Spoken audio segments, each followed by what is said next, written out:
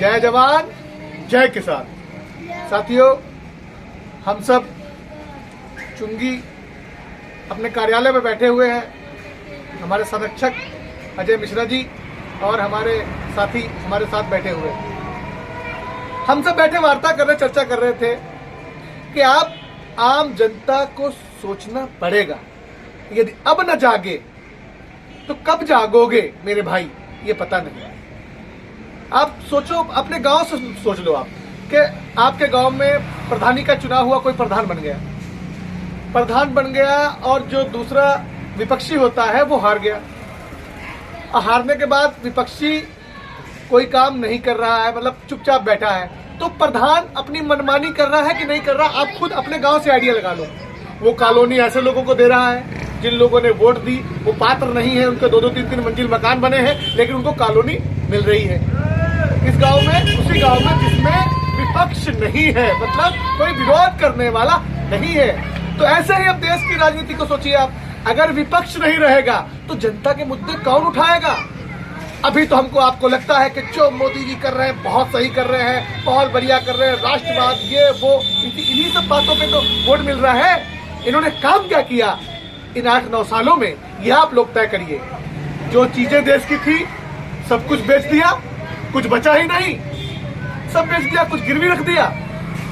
और सारी बैंकों का पैसा ये सिर्फ अडानी को ही क्यों दिया जा रहा है?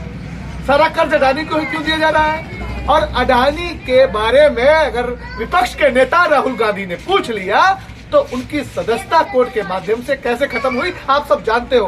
कोर्ट पर सवाल नहीं उठा रहे, लेकिन आप सब जानते हो 2 साल की ज्यादा इसमें सजा होती है मानहानि में, और वही उनको मिली। अगर यही सजा मिलनी थी तो भाजपा में एक भी सांसद ऐसा नहीं है जिसको मतलब एक भी हम नहीं कह रहे, मतलब 90% ऐसे लोग हैं जिनको बात करने का तरीका ये गाली दे के बात करते हैं। चाहे जिसको भी, किसान आंदोलन चल रहा था तो लोगों को खालिस्तानी पाकिस्तानी तक कहा इन्होंने।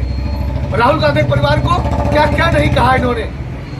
और इनके बैठी है वहां प्रज्ञा ठाकुर, सांसद है, क्या क्या नहीं कहा। दंगे हो गए इनके ऐसे भाषणों पर। इन पे कब कार्रवाई होगी?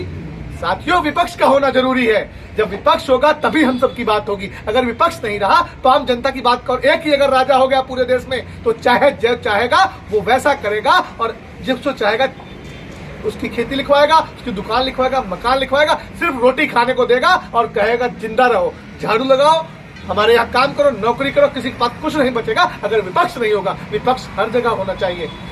दूसरी तरफ आप देख लीजिए कि आप जो गूगल पे, फोन पे या ऑनलाइन पेमेंट करते थे आप लोग, देखिए अब उन पे भी ऐसा आदेश कल से ऐसा दिख रहा है कि 31 मार्च के बाद 1 अप्रैल से उस पे भी 1% से ज्यादा टैक्स लगने वाला है। पहले तो जैसे जियो की आदत लगाई, BSNL खत्म हो गया, जियो फ्री मिला था। जब जियो फ्री मिला था तो ये सब खत्म हो गया। सारी BSNL सरकारी कंपनी खत्म कर दी, जियो प्राइवेट था, इसको बढ़ावा दिया, ये फ्री मिला था। फ्री के चक्कर में पूरे देश के लोगों ने फ्री मोबाइल लिया और जियो खरीद लिया। और आज जियो की कंपनी कितने 28 दिन का महीना कर दिया। इतने बेईमान हैं ये लोग। पहले फ्री दिया, अब इन्होंने 30 दिन का महीना भी 28 दिन का कर दिया। सोचिए आप, अब गूगल पे, फोन पे की हर आम जनता को इसकी आदत पड़ गई। अब आदत पड़ने के बाद क्या हो रहा है कि इस पे टैक्स लग जाएगा। तो ये टैक्स तो सबको देना पड़ेगा 2000 के ट्रांजेक्शन के बाद। तो ये पहले ही आपने क्यों नहीं किया? आदत लगने के बाद आप सब करते हैं। तो ये जो सिर्फ एक फ्री राशन की स्कीम, दूसरी ये बात कहते हैं राष्ट्रवाद की। बस हम हिंदू राष्ट्र बनाएंगे, हिंदू हैं हम, ये सब।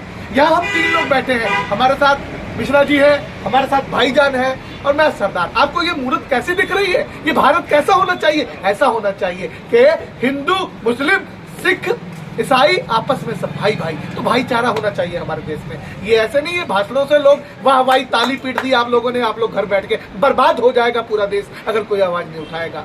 ये सहारा का पैसा क्यों नहीं दिलवा रहे भाई? सहारा का पैसा दिलवाओ आप। पूरी दुनिया पीड़ित है सहारा से।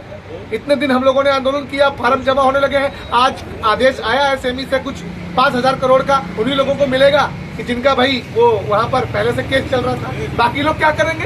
कौन देगा उनको?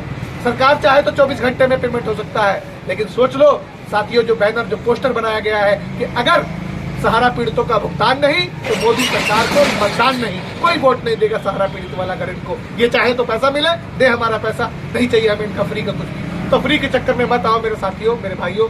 विरोध करो गलत का, चाहे जो भी गलत करे, अपना सगा अगर गलत करे तो भी विरोध करो। अगर बढ़ावा देंगे तो हम सब खत्म हो जाएंगे, कोई आपकी बात करने वाला नहीं होगा। आज घर में बैठ के सिर्फ इसलिए ताली मत बजाओ कि विपक्ष का नेता, उस पर ईडी की जांच, उस पर ईडी की जांच। इनके भाजपा वालों के यहाँ क्या, एक एक देख लो आदमी, एक एक गिन लो विधायक सांसद। पहले ये क्या था, अब ये क्या है? इतना पैसा इनके पास कहां से आ गया? विपक्षी की तो जांच हो रही, इनके पास जो है वो वॉशिंग मशीन है, इनकी कोई जांच नहीं होगी। धुल के चले जाते हैं लोग साफ होके, जो भाजपा में चले जाते हैं। तो आप सबको सोचने की जरूरत है, और जब जनता सोचती है बदलाव तभी होता है। जय हिंद, जय भारत, धन्यवाद, नमस्कार।